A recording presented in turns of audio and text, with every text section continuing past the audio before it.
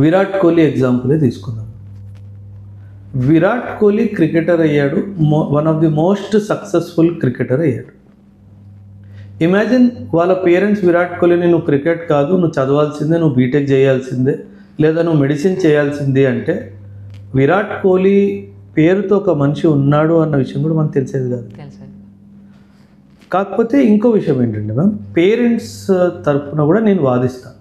ఎందుకంటానంటే మీరు అన్నట్టుగా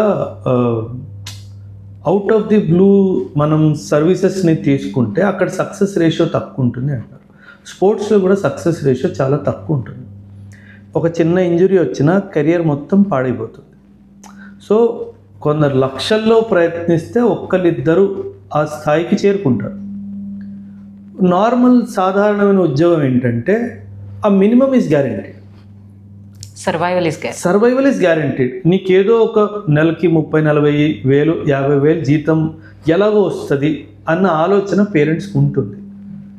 మా పేరెంట్స్ ఆలోచన తీరు ఏంటంటే మేము పడిన కష్టము మా పిల్లలు పడకూడదు అన్న ఆలోచనే ఉంటుంది. సో ఆ ఆలోచనని కూడా మనం గౌరవించాల్సిందే.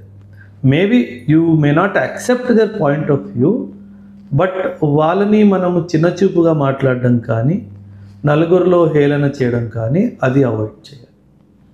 మ్యామ్, ఏ పేరెంట్ కూడా నా పిల్లలు సంతోషంగా ఉండాలి, సుఖంగా ఉండాలని కోరుకుంటారు. సో వాళ్ళకు అనుకున్నట్టు వాళ్ళు కెరియర్ చాయిసెస్ని పిల్లలకి సజెస్ట్ చేస్తారు. కాబట్టి maybe they could be wrong, they could be wrong in choosing A job for you, but the intention is, but they are not wrong. Only they choice may be wrong. కానీ మనం పేరెంట్స్లో తప్పు పట్టడానికి మాత్రం లేదు.